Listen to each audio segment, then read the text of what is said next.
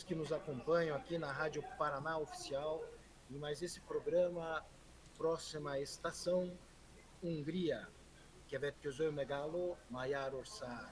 Hoje, novamente, uma transmissão diretamente de Roma, a cidade eterna, num cenário bem diferente daquele que é o usual da nossa transmissão, ali na sede da Rádio Paraná Oficial, onde tudo tem o absoluto controle de nosso grande diretor, Alexandre Domingues.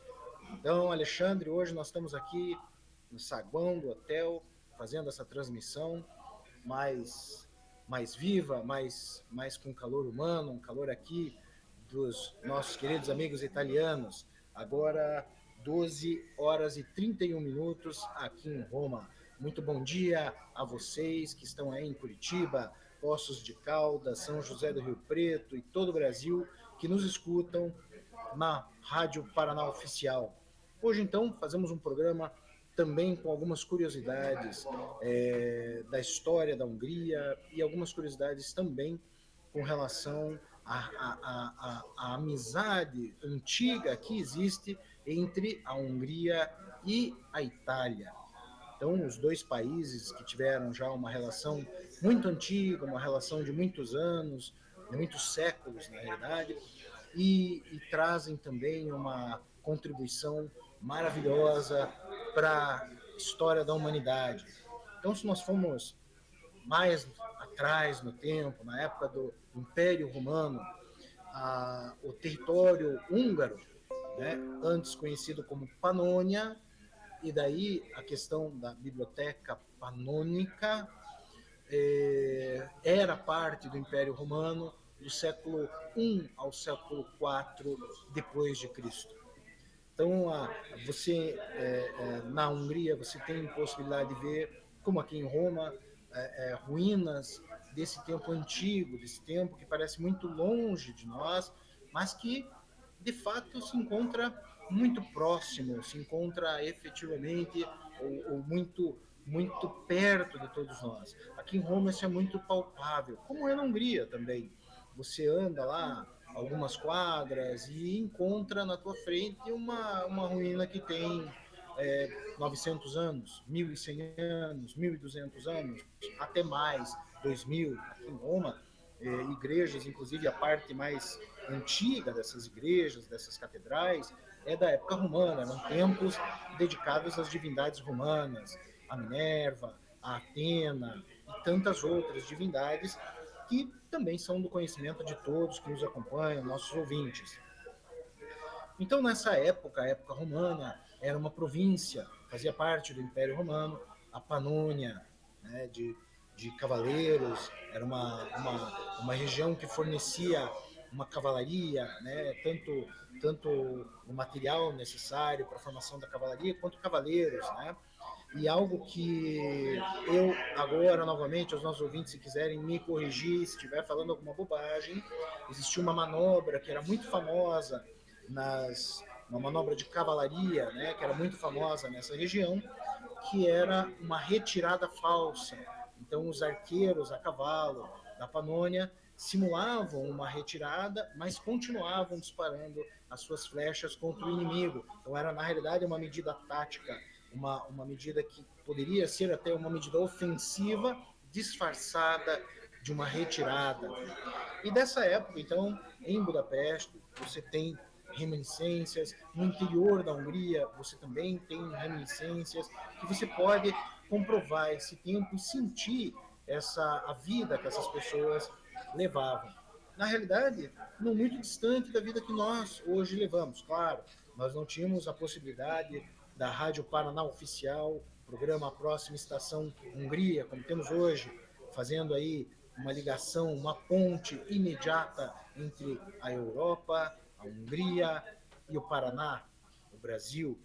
Mas você tinha as mesmas preocupações, as pessoas se preocupavam muito com as suas atividades, se preocupavam muito como elas poderiam se alimentar suas famílias, prover o seu sustento, e também as pretensões pessoais eram muito semelhantes, o crescimento como oficiais da sua região, né, como funcionários públicos, como professores, as carreiras, lembrando aí os advogados, também em ação desde aquela época, necessários às atividades que as pessoas desenvolviam desde 2, 3 mil anos atrás. Então essa era a parte antiga que ligava a Itália e a Hungria.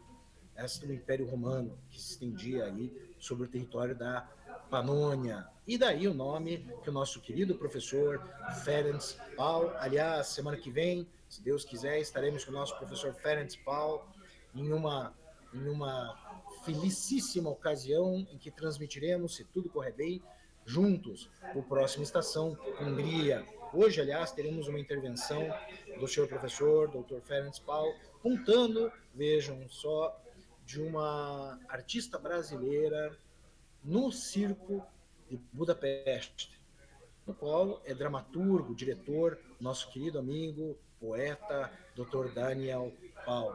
Um grande abraço ao professor Dr. Ferenc Paul e ao nosso querido amigo Dr. Daniel Paul, que nos ouvem aqui na Rádio Paraná Oficial, programa Próxima Estação, Hungria. Então, seguindo no tempo, nós temos também, um pouquinho adiante, lá já na Idade Média, diversas questões históricas que ligam de forma muito benéfica, uma amizade muito grande entre a Itália e a Hungria. Nós temos, por exemplo, o grande rei Matias, né, Matias Király, o grande rei húngaro, né, um dos maiores reis que a Hungria teve, era casado com Isabel de Nápoles, que era filha de Fernando de Aragão. Então, ele tinha por esposa uma rainha napolitana, vamos dizer assim, uma rainha do sul da Itália. E isso estreitava ainda mais os laços entre os dois povos, porque naquela época os monarcas, os reis, as rainhas, eles eram, me perdoem a simplicidade do pensamento, os nossos queridos ouvintes, mas como os influenciadores de opinião que nós temos hoje. Só que de uma forma muito mais efetiva, de uma forma muito mais abrangente, né? Então, os influenciadores hoje, nós temos aqueles que nós gostamos, temos aqueles que nós criticamos, temos aqueles que nós não gostamos tanto, não acompanhamos, temos também os influenciadores por faixa etária, temos por assunto, então nós não acompanhamos. No caso dos reis e das rainhas, nessa época, na Idade Média, na Alta Idade Média, eles eram realmente influenciadores de opinião, no sentido de lançarem as modas, as cores que eram usadas, as comidas que seriam consideradas as famílias abastadas, que poderiam usufruir dessas inovações da culinária. Perdão. E também nós tínhamos outras influências de natureza política, influências de natureza religiosa. Fazendo um parênteses, perdoem, eu tive a oportunidade de visitar e conhecer a história de 3 mártires importantes no sul da Itália: Arquélide, Tecla e Susana. Então vejam como as coisas, o mundo, hoje nós achamos o mundo muito pequeno, né? Hoje nós achamos o mundo realmente muito globalizado, mas naquela época aí, nós estamos dizendo a perseguição aos cristãos de Diocleciano, 303 a 305 depois de Cristo, século IV, então nós estamos falando de 1700, mais de 1700 anos atrás. Mesmo naquela época, nós tínhamos as pessoas que se conheciam e fugiam de lugares que eram distantes para se refugiar por causa dessas 3 mártires, 3 santas da Igreja Católica. E essas moças, efetivamente, saíram de Constantinopla, tentando, efetivamente, fugir essas perseguições e prezar a fé cristã que elas professavam.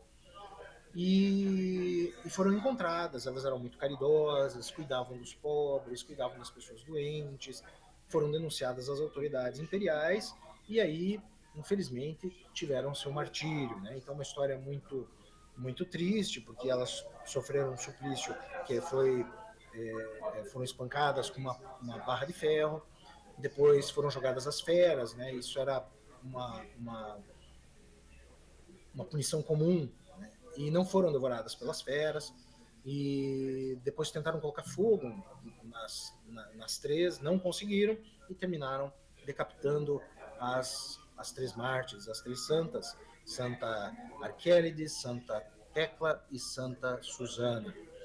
E o interessante é que em Salerno, nessa reitoria de São Jorge, você encontra alguns ossinhos, algumas relíquias dessas três moças, porque logo após o suplício delas, foi efetivamente recolhido pelas pessoas que ali estavam, que se condoeram da situação, elas eram muito jovens também, e sabiam onde elas estavam enterradas.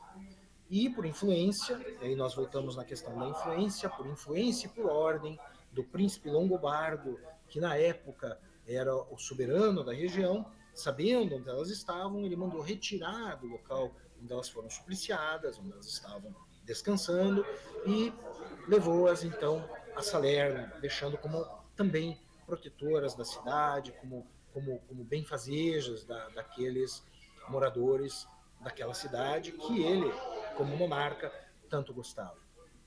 Na realidade, dizem por influência do médico dele, que levou essas moças, inclusive desapropriou, vamos dizer, o local onde hoje se encontra a igreja de São Jorge, e as relíquias numa caixa de cristal em exposição para que as pessoas, os peregrinos, os fiéis e também aqueles que gostam da história da igreja, da história dessa época, possam apreciar. E essa era, então, a influência que se tinha dos monarcas, dos imperadores, dos reis daquela época. Então, eles tinham um poder muito grande, isso é sabido, mas além disso, eles determinavam e também traçavam algumas situações que permitiam aos seus súditos participarem de forma ativa nas crenças que eles traziam. E aqui na Hungria, efetivamente, não se mostra diferente. Aqui na Hungria, não. Na Hungria, né? Estamos em Roma. Então não é diferente. Na Hungria você tem muitas, ativamente, muitas histórias e muitas questões que foram oriundas da nobreza, dos reis, como o rei Matias. Então, e sua esposa, Isabel de Nápoles, Isabel I de Nápoles. Muito além dessa questão, então, depois dessa questão de Isabel de Nápoles, nós tivemos aí o episódio triste, já no século XX, né? Desculpe, antes do século XX, nós temos também, na unificação, a Hungria, ela participa do levante que varre a Europa inteira no século XIX. Então, a partir da Revolução Francesa, o que alguns historiadores, como Hobsbawm, Eric Hobsbawm, ele diz a primeira vaga revolucionária, e depois essa revolução, essa chama de novos horizontes, de novos mundos, hoje dito de várias maneiras, se espalha pela Europa inteira. A Hungria não é diferente, a Itália não é diferente. Perdão. E existia também uma questão muito importante que comungavam os húngaros com os italianos, que era o sentimento de nacionalidade.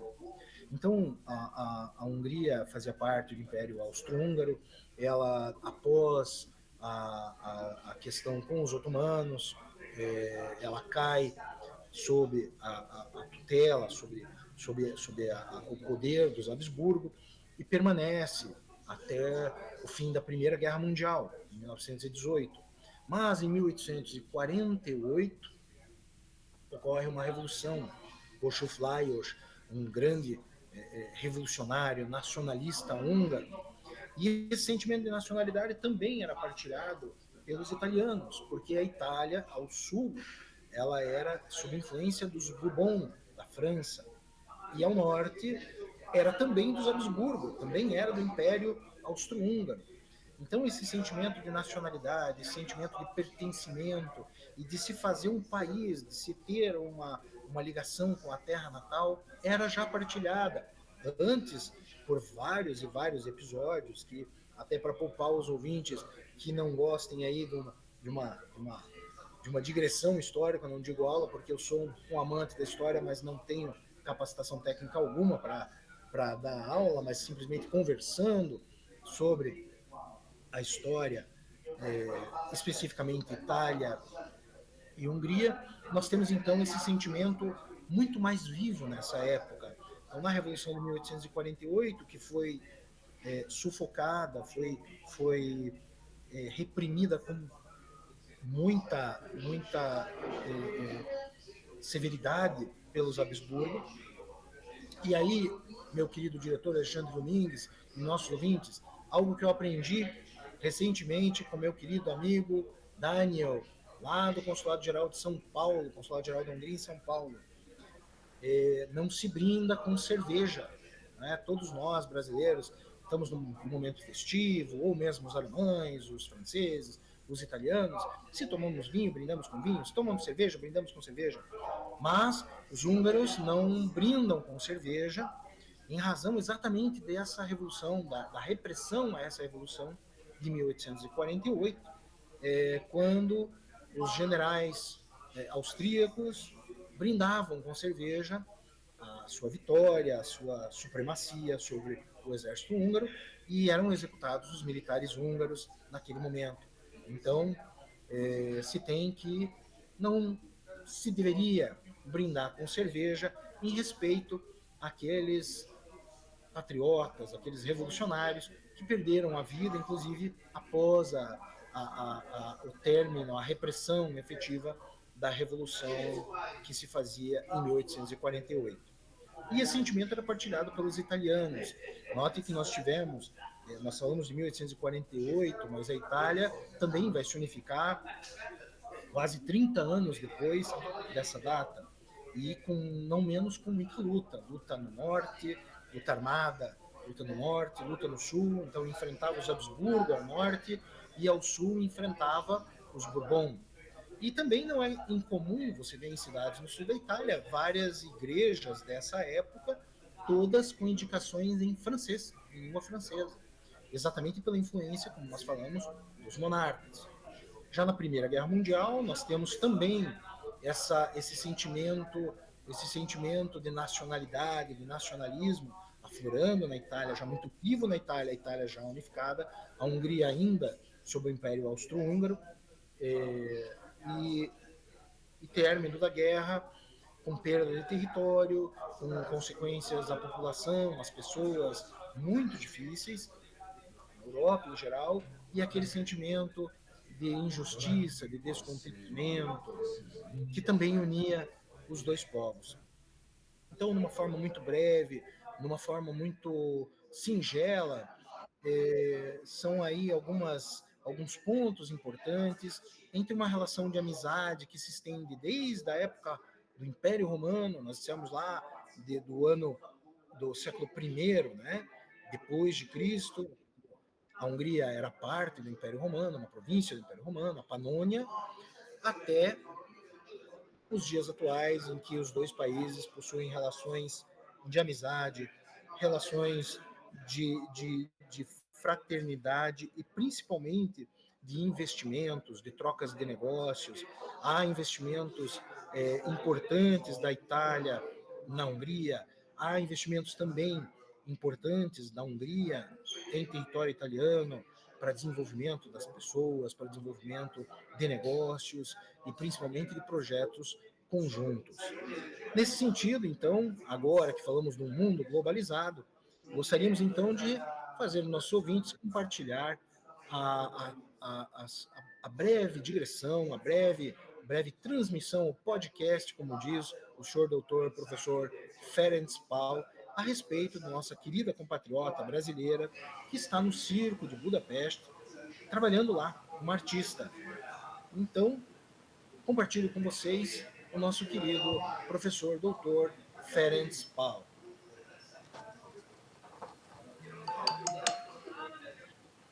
Bom dia, caros ouvintes.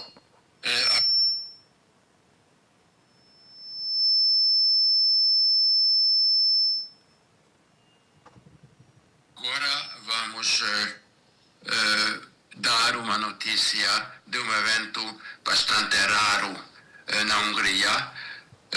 O nosso amigo, o poeta Daniel Levente Par, que trabalha com o Circo de Budapeste, Circo Nacional de Budapeste, nos informou que uma artista brasileira assume o papel de destaque na produção natalina do Circo Capital de Budapeste. Agora seguem as palavras dele. Neste Natal, o renomado Circo Capital de Budapeste, uma das mais prestigiadas instituições circenses da Europa, convida o público a adentrar o universo cintilante de um dos contos mais encantadores dos irmãos Grimm, Mayhole, uma narrativa sobre duas irmãs, uma travessia mítica pelo além e uma sucessão de provas iniciáticas que moldam sua jornada rumo à maturidade. Entre os papéis centrais desta adaptação poética encontra-se o da filha rebelde, interpretada por ninguém menos que a brasileira Gabriela Moura Brentan.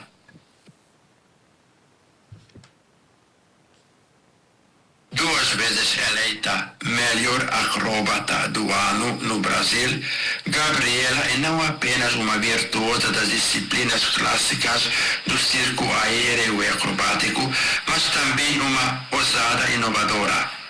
Movida por seu espírito criativo, concebeu um aparato inteiramente original, um navio aéreo, que se tornou sua marca registrada. Foi um encontro marcado pelo destino, relembra Peter Fekete, diretor do espetáculo e diretor-geral do Circo Capital. Nos conhecemos em um festival internacional de circo no Peru, onde eu integrava o júri. No olhar de Gabriela, seus movimentos, sua presença luminosa, reconheci aquele autoconhecimento desafiador, aquela energia indomável de quem quer transformar o mundo e trilhar seu próprio caminho. Era extremamente exata esta força, era exatamente esta força que eu buscava para o papel da jovem rebelde em Mayhole. Desde o início dos ensaios, ela vem confirmando minha intuição. É perfeita para o papel. A equipe criativa é responsável pela montagem, que inclui o poeta húngaro Daniel Levente, autor de 2 livros publicados no Brasil e dramaturgo da produção, reconstruiu o antigo conto popular dos irmãos Grimm em chave contemporânea, criando uma história profundamente relevante para o século XXI. Através de deslumbrantes provas encenadas com linguagem circense, acompanhamos o amadurecimento de 2 irmãs que aprendem por meio do espelho da alteridade o que significa realmente ser irmãs. Aceitar-se mutuamente em suas diferenças mais fundamentais. A montagem de Mayhole no Circo Capital de Budapeste transcende o escopo de um espetáculo infantil natalino. Em sua essência, revela-se um rito de passagem de intensa carga simbólica. A narrativa se desdobra como um delicado percurso rumo à vida adulta, marcado pela descoberta de uma ética pessoal, pelo reconhecimento de uma justiça cósmica e pela força transformadora das escolhas conscientes. Com esta produção luminosa, o Circo Capital reafirma mais uma vez sua posição como espaço onde a arte, o mito e a narrativa contemporânea se entrelaçam, elevando-se aos céus sobre a luna do picadeiro, mas sempre enraizados na experiência humana que todos compartilhamos. Obrigado pela vossa atenção. Obrigado pela vossa atenção.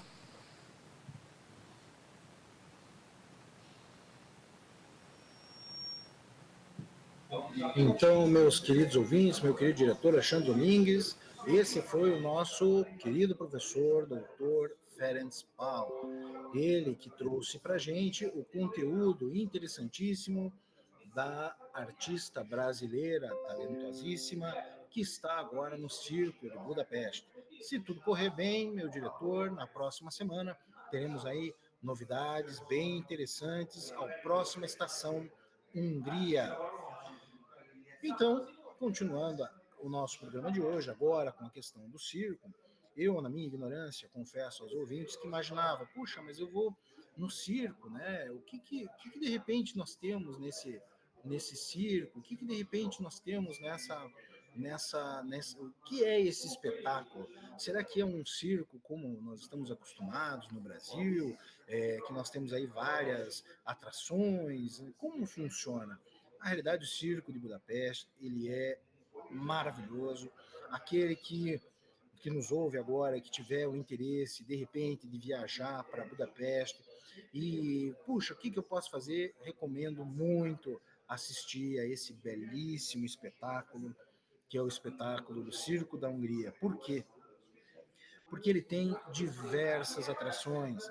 Tem atrações com artistas que trabalham com cavalos, né, que podem fazer a montagem, efetivamente, montar esses animais de uma forma muito especial.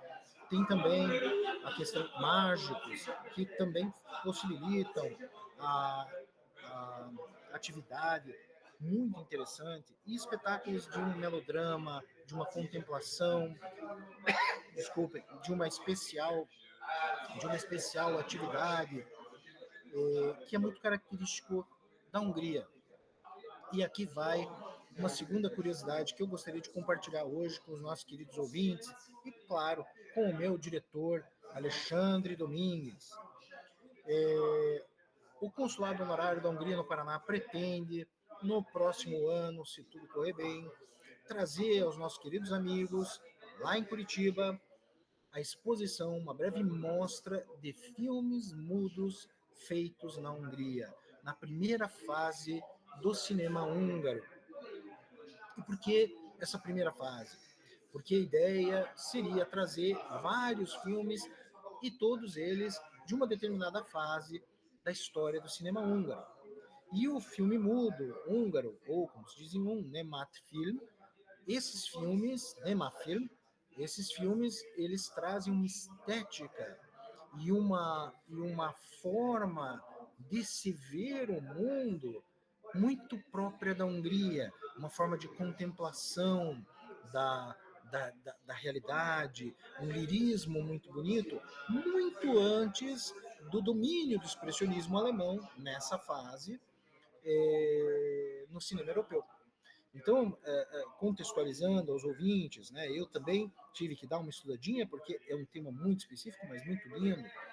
O cinema mudo, o expressionismo alemão, para quem já teve a oportunidade de ver, tem vários grandes filmes, grandes obras que chegaram até nós. Lembrando que nós estamos falando aí de um período um pouquinho antes da Primeira Guerra Mundial, um pouquinho antes de 1913, 1909, 1910, até mais ou menos 1920, 1922, um pouquinho mais, um pouquinho menos, mas é mais ou menos nesse período.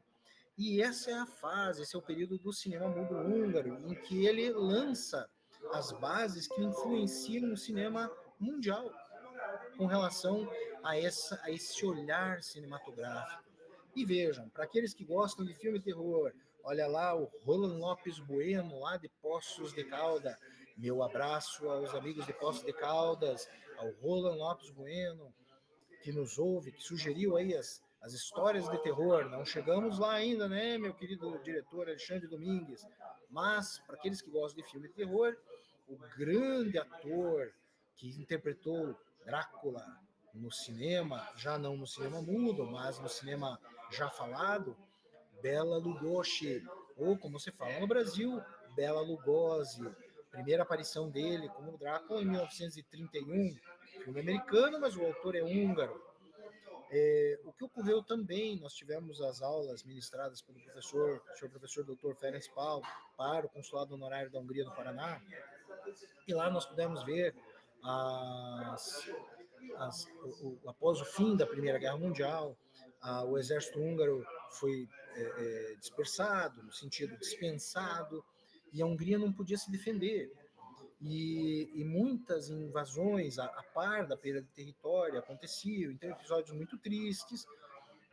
E nessa época se constituiu uma República Soviética, vamos dizer, na Hungria, em 1919. Então, muitos intelectuais, muitos diretores de cinema, atores, saíram da Hungria e foram para outros países.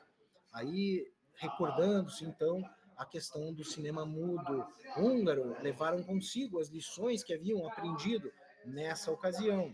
Então, você tem a contemplação, a vida como um espectador, mas de um lirismo muito bonito, e de filmes como A Expulsa, que é um filme de 1900, se eu não falo bobagem, 1916, que chega até nós, ou seja, nós estamos falando de cinema com mais de 100 anos.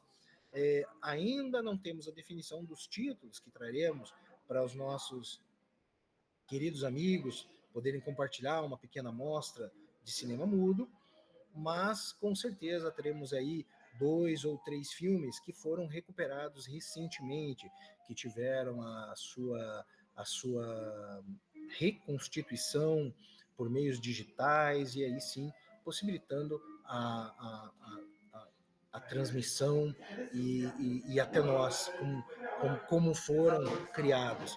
Além disso, esses filmes são muito interessantes pela questão estética, pelo tratamento da imagem, os figurinos, o cenário, toda a composição de luz e de sombra, que depois, no expressionismo alemão, com o Nosferatu, por exemplo, que é um filme, ou Metrópolis, que também é um filme muito importante dessa época do cinema alemão, trazido, antes já era tratado pelo cinema húngaro. Por isso se falava, na época mesmo, um pouquinho depois da feitura desses filmes, e na Hollywood húngara, que era o tratamento estético. E dessa Hollywood húngara, não é de se esquecer também que saíram diversos diretores, diversos técnicos e operadores, inclusive de câmeras, cinematógrafos, que tinham um conhecimento técnico muito grande, tanto da questão, especialmente da questão da adaptação do teatro, da atividade teatral, cênica teatral, para cinematográfica.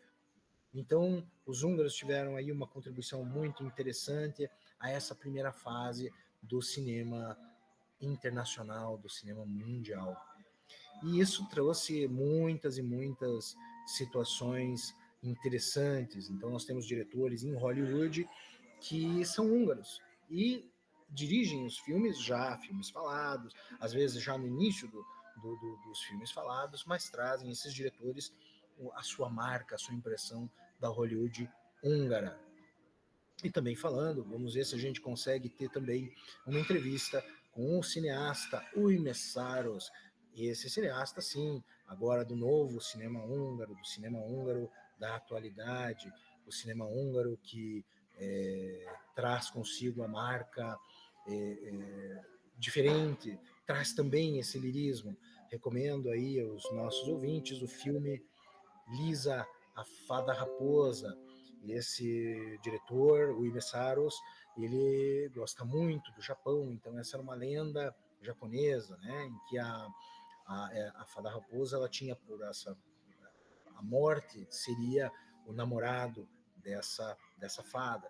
E nada mais, nada menos que a reprodução moderna dessa lenda num ambiente muito engraçado, uma comédia romântica interessantíssima. Não quero dar spoiler, mas quem puder assistir Lisa e a Fada Raposa, e assistir também com os olhos de quem pretende buscar essa contemplação, pretende buscar esse lirismo humano lá do cinema mudo, lá nos primórdios do cinema húngaro, consegue ver nessa obra, consegue compreender aquilo que eu, de uma maneira muito precária, tento transmitir. Repito aos nossos queridos ouvintes, infelizmente não sou um grande conhecedor de cinema, das das técnicas cinematográficas, dessas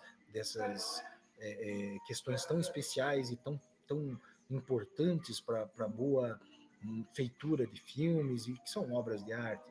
Mas, como um bom bebedor de vinho, ou como um bom apreciador dessas artes, eu conseguiria dar meramente uma opinião que também não seria tão influente, também não, e muito menos determinante. Quem sabe tendo aí o nosso querido Rui Messaros na próxima semana ou na outra com a gente, consigamos também fazer um pouquinho mais, mergulhar um pouquinho mais nesse universo lírico, nesse universo impressionante que é o universo do cinema, e especialmente no cinema húngaro.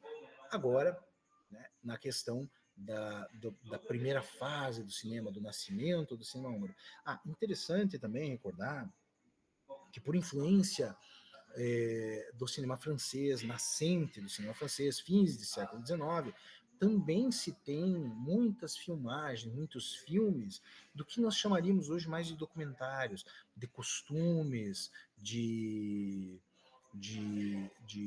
folclores, de festas populares, de pessoas. Então o cinema ele nasce registrando essas imagens e trazendo aí essa inovação que se tornou tão importante para a humanidade, uma inovação que podia trazer e difundir ideias de uma forma tão poderosa, tão próxima, que é o cinema e posteriormente a televisão e agora a internet. Então nós temos aí esses também filmes que mostram a vida daquelas pessoas há mais de 100 anos, há 130 anos, 120 anos, pessoas que eram do povo, nas suas festas, nas suas feiras, no seu dia a dia, no seu trabalho, como se locomoviam, né? Nossos antepassados que tinham uma vida muito mais difícil que a nossa, muitas vezes, né? Hoje temos as nossas dificuldades, basicamente as mesmas que eles, mas também comida na mesa é algo que bom, a preocupação de como obter a comida, né? Não é se haverá comida. Comida nós temos que ter só os meios econômicos, só não, né? Já é bastante. Então, meus queridos ouvintes, convido aí a uma breve pesquisa sobre o cinema mudo húngaro.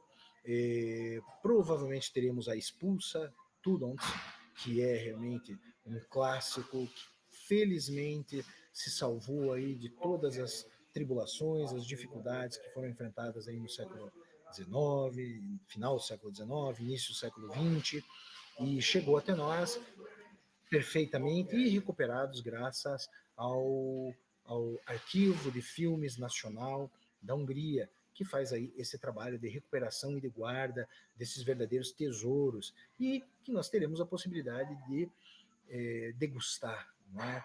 Eu viu, meu querido amigo e diretor Alexandre Domingues, a minha ideia seria, mas eu acho que eu não consigo fazer isso porque vai me faltar conhecimento técnico, mas a minha ideia seria fazer um jantar e cinema. Eu acho que é perfeitamente possível, dentro daquilo que imagino, de repente a gente poder degustar alguma coisa que tivesse alguma relação com o filme que fosse ser exibido, não é verdade?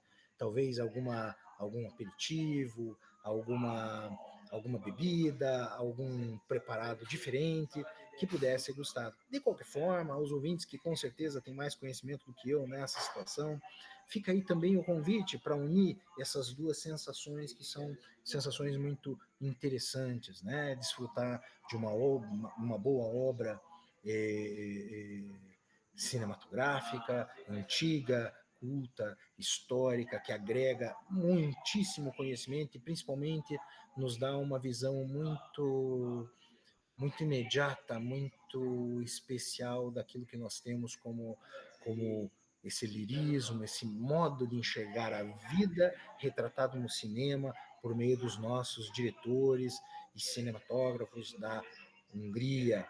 E também, claro, da cozinha, que se pode acompanhar um pouquinho da gastronomia, um bom vinho ou uma boa bebida, juntamente com algo para se imergir um pouquinho mais nessa experiência tão bonita que é a experiência que o cinema nos traz. Eu acho que da questão do cinema, me marcou muito a questão de Bela Lugosi, porque ele era o Drácula por excelência, e aqui vai com todo respeito, um excelente, enorme, grandíssimo ator, participa em Hollywood, tem uma carreira muito linda em Hollywood, mas húngaro, e inicia sua atividade no cinema húngaro, ainda no cinema húngaro, Nemafilm, na Hungria.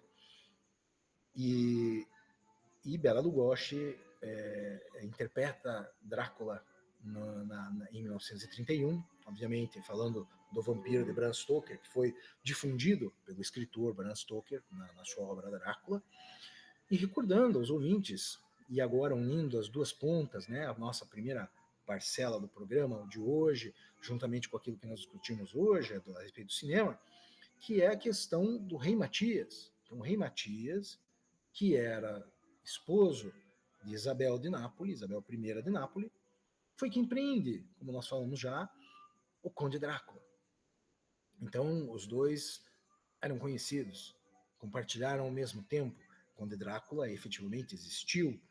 Em questões de nacionalidade, eu ainda me sinto um pouco perdido para você definir, né? Ele era romeno, ele era húngaro, ele era... Porque o mundo não era assim, né? Naquela época, você partilhava a religião do seu monarca. Então, se o seu monarca fosse, depois da reforma, fosse de alguma religião que professasse a fé decorrente da reforma, você seria, obviamente, súdito de algum reino dos Países Baixos ou de algum reino da Alemanha. Se você fosse católico, você seria quase com toda certeza ou súdito de um soberano húngaro, ou de um soberano italiano, ou de um soberano espanhol, português, com alto relevo, os soberanos espanhóis que foram, por excelência, os filhos franceses também, né? A França era a pérola da Igreja Católica durante a Idade Média, foram os cavaleiros francos que iniciaram a retomada aos moros da Europa, né? Então, Carlos Magno. Então, o mundo era muito diferente. O mundo era muito próximo, mas era muito diferente. Diferente nesse sentido. Então, na questão do nacionalismo é algo muito novo em termos históricos. Nós podemos falar do nacionalismo, aí novamente citando Eric Hobsbawm, a partir da Revolução Francesa, um pouco antes da Revolução Francesa, 1780, essas ideias, 1770, talvez com a Revolução Americana, isso tenha se tornado mais visível, mais palpável às pessoas da época, né, 1776. Então vamos aí pegar uma data, um corte, 1750 em diante. E do tempo histórico nós estamos falando em 1000 anos, ou 1200, ou até mais, 1700 anos, 300 anos já não demonstra tanto tempo. Então naquela época, do rei Matias, do conde Drácula, você era súdito dentro de regras muito específicas do teu soberano, daquele que comandava a região em que você nascia, que você trabalhava, que você exercia efetivamente as suas atividades de vida. E para dizer, então Drácula não é húngaro e não é romeno, eu não vou saber dizer. Precisaria estudar realmente o Conde Drácula de verdade. Prometo que trago algumas informações a esse respeito nossos próximos encontros, mas o Conde Drácula, ele era um soberano que era súdito, ele era vassalo do rei da Hungria. Então, nesse sentido, a vassalagem, ele estava ao serviço do rei da Hungria. E foi preso pelo rei da Hungria, o rei Matias Király. Aliás, o rei Matias tinha uma das bibliotecas maiores e mais completas de toda a Europa da época, sem mencionar o seu exército negro, que era de cavalaria pesada, né? Os cavaleiros com armadura pesada, todos negros, né? Era realmente muito conhecido e muito temido na Europa, essa força militar forte, pujante, e que tinha, sim, a possibilidade de prender, inclusive, o Conde Drácula. Aí meu abraço ao meu querido general Alessio, né, a quem nós demos, numa outra ocasião, consulado honorário da Hungria no Paraná, uma bandeira que era usada então pelo rei Matias Giray. E essa bandeira, quando eu entreguei ao general Alessio, general do Exército Brasileiro, ele me olhou e falou: mas quem é esse rei Matias? Eu falei: olha, o rei Matias é nada mais, nada menos do que o rei que prende o Conde Drácula. E o general Alessio, brincalhão, vira para mim e diz assim: olha, então ninguém mais pode comigo, porque se eu tô com a bandeira do rei que prendeu o Conde Drácula, ninguém mais me segura. E eu concordo, realmente não era fácil, né? Era uma época difícil, eram pessoas que pensavam o mundo de uma forma, apesar de muito próxima do que nós temos no cotidiano, também era muito diferente em termos de organização social, em termos de como as pessoas viam a si próprias e aqueles que as cercavam, né? Então, realmente, há essa prisão do Conde Drácula pelo rei Matias. Novamente, ele solta o Conde Drácula quando os otomanos chegam na região que precisa ser defendida, e os Cárpatos, e precisa defender, então ele solta o Conde Drácula, e Conde Drácula é o famoso episódio, se eu não me engano, do empalamento de diversas pessoas, que ele efetivamente dá ordem do empalamento, que era uma forma muito dolorosa de se matar as pessoas, e o exército otomano chega e olha aquilo e fala: puxa, marca, há muito medo, há muita espanto e medo pela determinação e principalmente pela crueldade com que foram aquelas pessoas executadas à ordem do Conde Drácula. E depois as coisas me parece que fogem ao controle e o rei Matias volta a prender o Conde Drácula. Então prende, vamos dizer, uma prisão domiciliar ali, né? Acho que ele fica preso no castelo para não deixar ninguém mais muito nervoso, né? Porque as notícias também chegavam mais devagar, mas chegavam aos cantos dos reinos em que as pessoas tinham o controle, no caso o rei Matias, né? E era também um rei muito sábio, estudava muito, foi um monarca muito diferente dos monarcas da época, recordando que essas pessoas eram preparadas desde o início da vida, para exercerem as suas atividades, para assumirem a coroa. E muitas vezes acontecia de não assumir, porque alguns eventos acabavam por tirar a vida dessas pessoas, e as pessoas, às vezes, né, como me veio à cabeça Maria Antonieta, né? Não era para ela ser rainha, não era para casar com Luís XVI, era sua irmã mais velha, mas morrem de doenças, duas irmãs que teriam a preferência de casar com o monarca da França, já muito tempo depois do rei Matias. Estamos falando aí de 2 séculos, um pouquinho mais de 2 séculos, que isso ocorre, mas simplesmente para ilustrar o meu pensamento aos nossos queridos ouvintes. E com relação, então, àquela época que foi vivida, né, pelo Conde Drácula, o rei Matias, uma outra curiosidade que me chamou muito a atenção: rei Matias fica preso numa época, nós chamamos um cativeiro, mas é um cativeiro que era um cativeiro para nobres. Então ele fica sob os auspícios de um soberano do Império Otomano, e se comunica com a mãe através de um corvo. Então o corvo levava um anel de ouro, e dentro as mensagens do rei Matias à mãe. E ali acontecia então essa comunicação. Por isso, um dos símbolos do rei Matias é um corvo segurando um anel de ouro no bico. Quem gosta de filmes de época e já viu aí, já pode fazer uma referência, né, ao corvo que se comunicavam, né, naquele seriado que teve, que foi muito famoso, que efetivamente trazia o corvo como forma de comunicação. Sim, isso aconteceu. E também era característico da cavalaria húngara. Isso sempre era de muita bravura no campo de batalha. Nessa época, mesmo estando em menor número, se costumava atacar. Uma outra cena agora de um outro filme, uma trilogia que também era muito famosa, O Senhor dos Anéis. Você tem, se eu não me engano, no segundo filme, uma cena em que o castelo está sitiado e o rei monta no cavalo dentro do castelo, recordando que os castelos todos nessa época, os maiores, né, dos monarcas mais poderosos, mais ricos, dispunham de estrebarias, dispunham de tudo para ter os animais ali e principalmente o equipamento necessário para ir para a guerra com esses animais.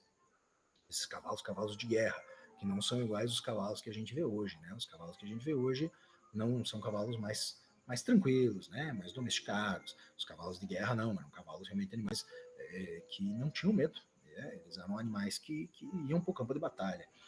E não era bonito.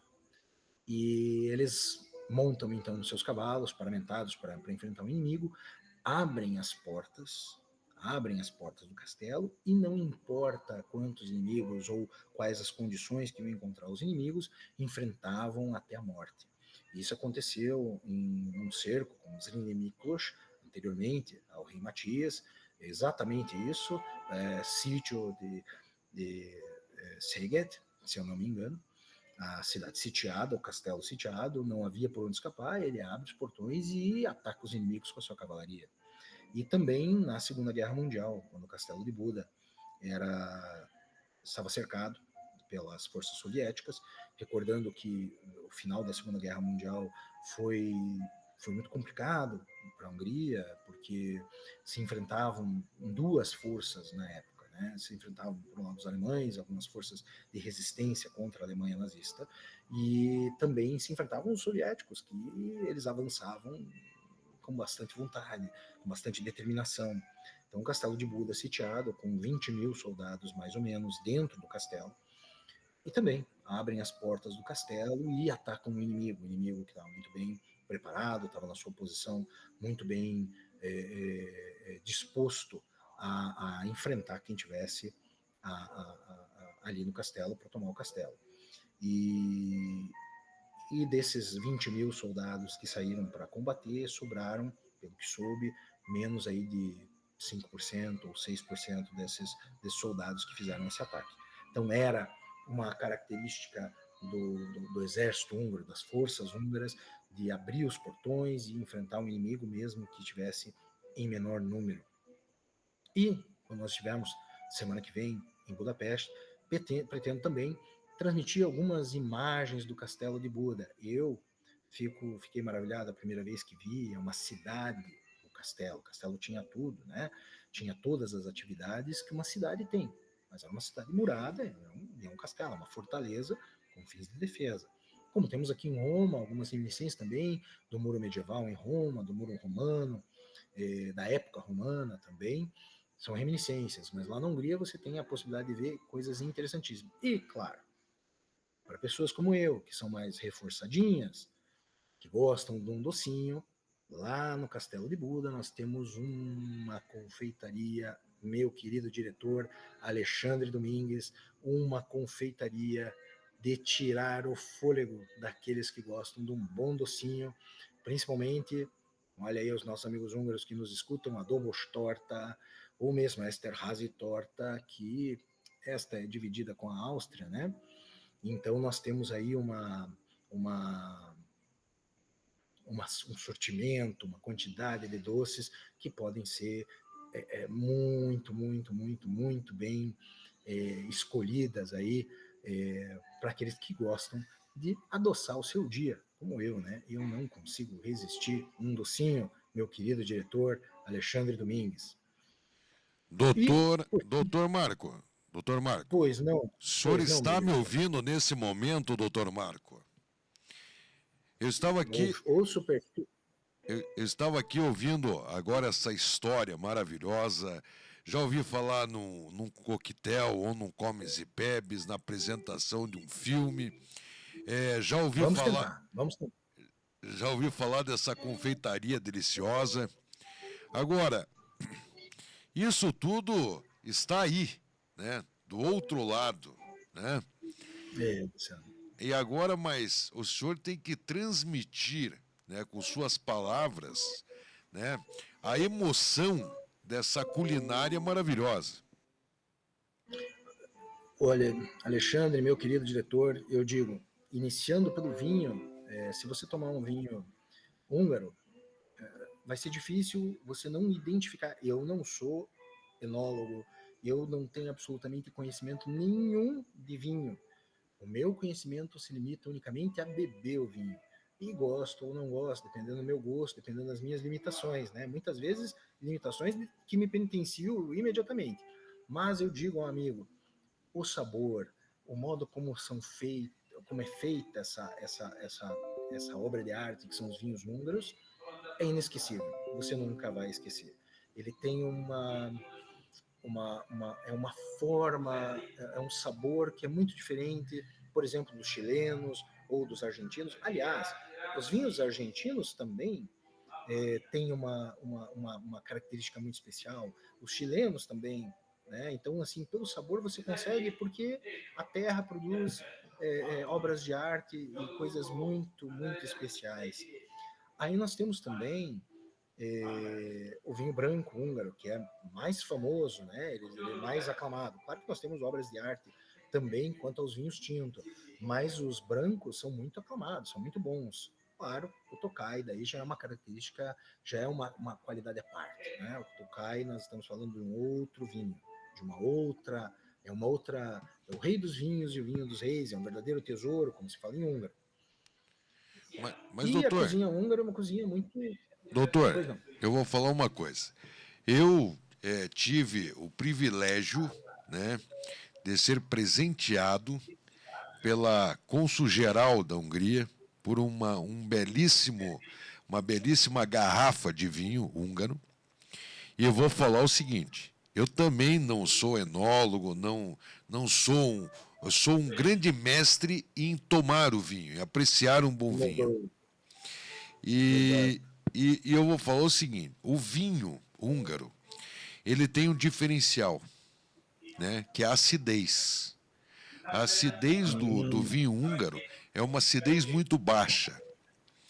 E daí dá aquela vontade de sempre tomar mais um pouco, porque é um vinho muito Esse é o gostoso. problema. Esse é o... Esse é o problema. Esse é o problema. Ou a solução, né? Dependendo da situação, a solução. Doutor Mas Marco, realmente. Pois não. como é que está aí a temperatura? Tá quente, Alexandre, tá quente. Aqui nós estamos agora, aqui em Roma, com 20, entre 19 e 21 graus. Tá quente. O pessoal aqui já tá esperando um frio, tô vendo. Tive que fazer algumas coisas até de trabalho, então ia de camisa e gravata, né? Terno. E o pessoal já tava realmente esperando um frio ali. Eu pensando, se vier todo esse frio aí, eu tô tramado porque não vou ter roupa para usar. Mas não veio, não, acabou não vindo. E na semana que vem, sim, na Hungria, nós teremos aí um pouquinho menos de temperatura. Nós teremos aí entre 3 e 12, 3 e 11, 6 e 12. Então já estamos caminhando para o inverno. Um inverno bem mais rígido. Recordando algo que me chamou muita atenção, sempre me chamou muita atenção, diferente da Itália, do sul da Itália, você tem 4 horas da tarde, é noite na Hungria. É noite? No inverno. No Sim. inverno. No inverno, 4 horas da tarde, parece que apagaram as luzes, agora estamos de noite. Então, mas veja, né? É como eu te falei uma vez, a gente estava aí, o professor Ferenc lá, tomando uma sopa, um frio, estava em janeiro com ele, né? E a gente conversando sobre o Vampiro e a Pulaquinha, nosso querido Dalton Trevisan, em Budapeste, tomando sopa, espantando o frio, né? Mas espantando principalmente o frio do coração, porque o nosso professor Ferenc Paul é um grande amante da literatura paranaense, da literatura brasileira, uma ponte entre esses dois mundos, da Hungria e do Brasil. Mas hoje aqui em Roma tá um tempo mais nubladinho, não tá um tempo feio, não tá chovendo, e a previsão é que comece também a dar uma esfriadinha. Mas aqui as temperaturas são mais amenas. E no sul da Itália também você tem aí algumas esfriadas, principalmente cai um pouquinho a temperatura, principalmente ali próximo do mar, mas também não é essa semana e a próxima para chegar no frio, né? Que pra gente aí assusta um pouquinho.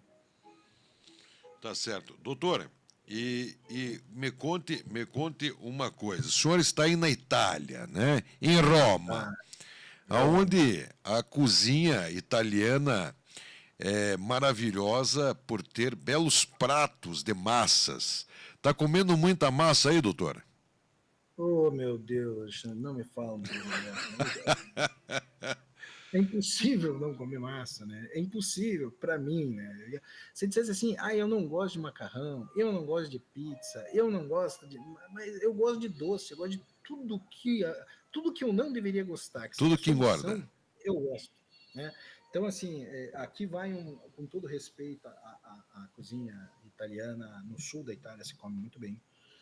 Na Itália inteira se come muito bem. Roma tem pratos que são de uma distinção, de uma delicadeza maravilhosa, mas, com todo respeito, no sul da Itália, em Nápoles, você come cada pizza e cada massa, e claro, o vinho aliânico, que é o vinho do sul da Itália, né? Ele geralmente vem ele com mais outra uva, se come bem, se come muita massa. Eu sou carnívoro, gosto muito de carne, como muita carne na Hungria, mas é impossível ficar sem uma pizza e uma massa aqui na Itália, né? Macarrão de 500 tipos, mais pizza de 600 tipos.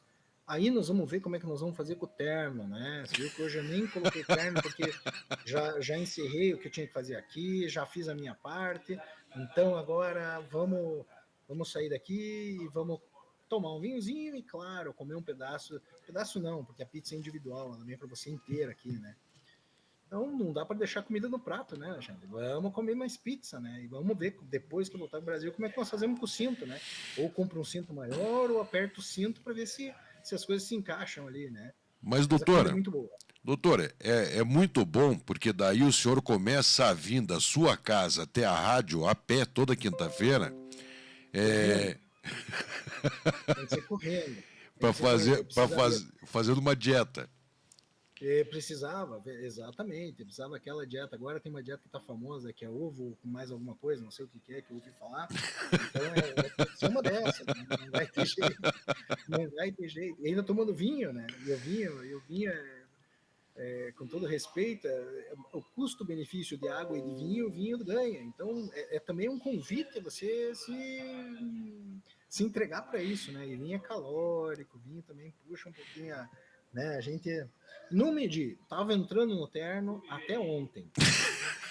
Até ontem eu tava entrando. Vamos ver se amanhã não bota terno, mas vamos ver se na semana que vem, quando tiver que usar de volta, aí que nós vamos ver se nós estamos bonito na foto ou se está faltando alguma coisa ainda, né? Deixa eu fazer uma pergunta para o senhor. O senhor está sozinho aí na Itália? Sim, sozinho. O senhor está sozinho aí na Itália. Então você veja só, quando a pessoa está sozinha, essa é uma dica de saúde para você. Quando você está sozinho, que não tem ninguém para te policiar, você acaba comendo mais. E mais. É verdade.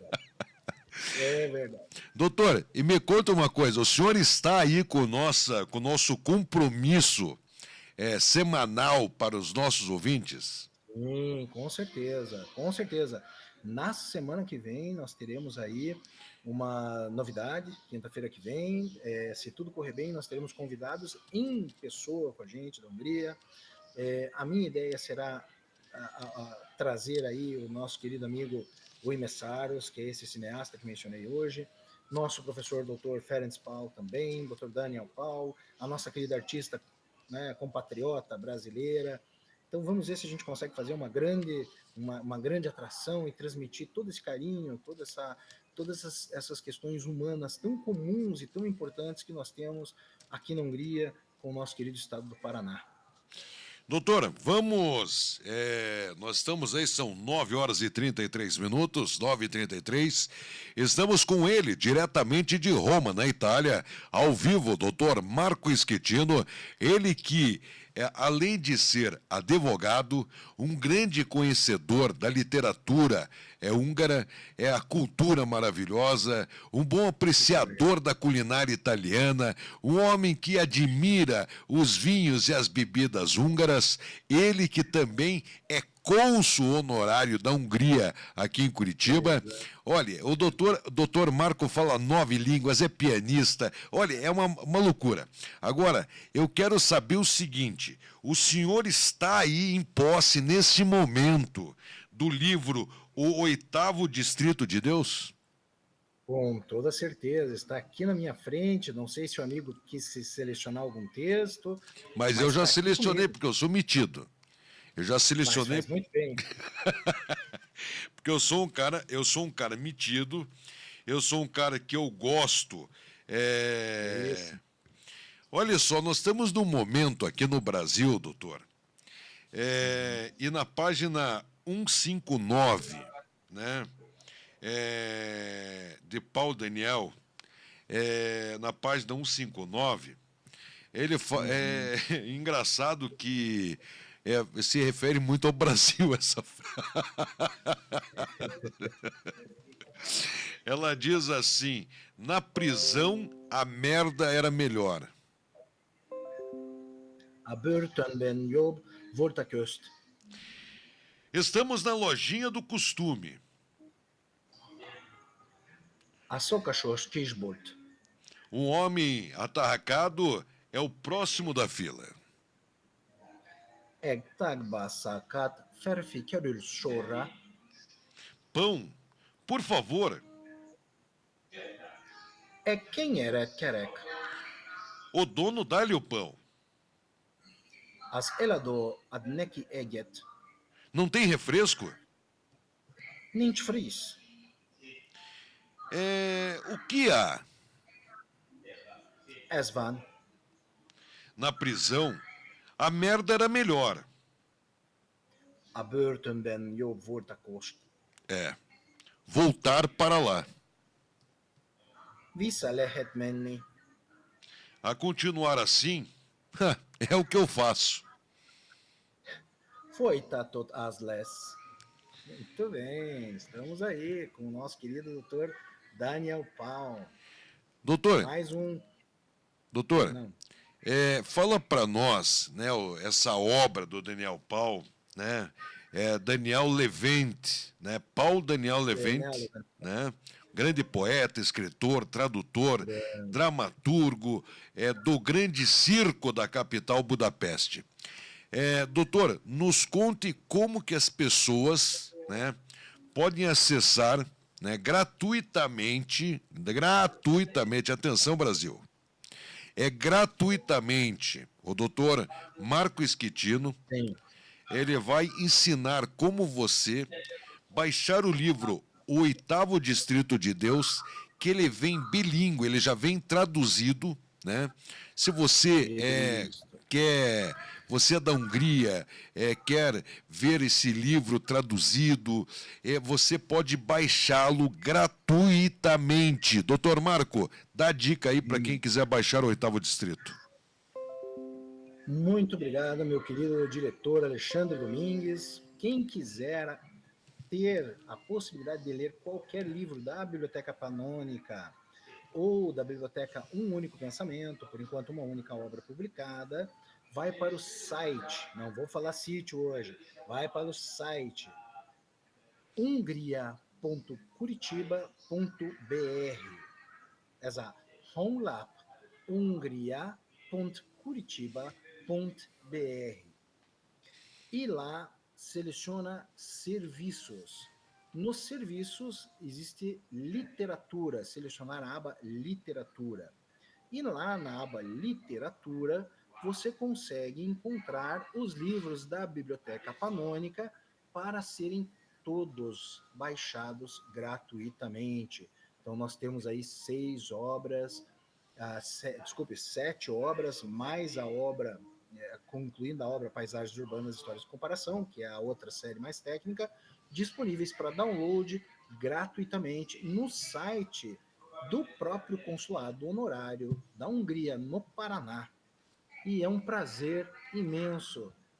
Quanto mais amigos quiserem ler, mais ouvintes, vai ser sempre um prazer debater a obra, conversar, discutir, relembrar. E aí, como nós fazemos aqui com o nosso querido amigo Alexandre Domingues, nosso diretor, na próxima estação Hungria, que é Vetközi Megalo Magyarország. E também aqueles que quiserem contribuir, criticar, corrigir, como já falei, tem muita coisa que eu falo, a gente se lança num oceano de informações, mas pode cometer erro, e eu cometo vários erros, sou aí um pecador assumido. Pode escrever para mim, por favor. Escreve próxima estação Hungria, @hungria A Mayarul, a Iria Meg, Imercimre, Mayarul, Kukats, Hungria.curitiba.br. É isso, meu querido diretor Alexandre Domingues, meus queridos ouvintes que nos acompanham hoje diretamente de Roma e, se Deus quiser, na próxima semana estaremos em Budapeste transmitindo esse belíssimo programa, Próxima Estação Hungria, na grande Rádio Paraná Oficial, sempre na companhia do nosso querido amigo, nosso diretor Alexandre Domingues, a quem deixo aí, na pessoa de quem, aliás, deixo o meu mais caloroso e forte abraço. Doutor Marco, deixa eu lhe fazer uma pergunta. Quanto tempo dá de viagem de Roma até Budapeste? Há pouco tempo, mas acho que 2 horas e pouquinho, 3 horas no máximo. Não é muito, não é como, né, do Brasil até Roma, são 12 horas, e a Budapeste, daí, com a conexão que tem que se fazer, ou por Paris, ou por Frankfurt, ou por Istambul, aí vai umas 16 horas, mais ou menos, de voo. Então é mais próximo.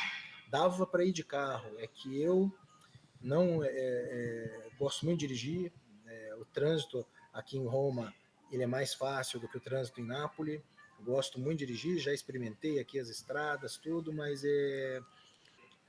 existem algumas questões, né? Não sei que tivesse carro meu, porque para alugar o carro eu teria que devolver em Roma, né?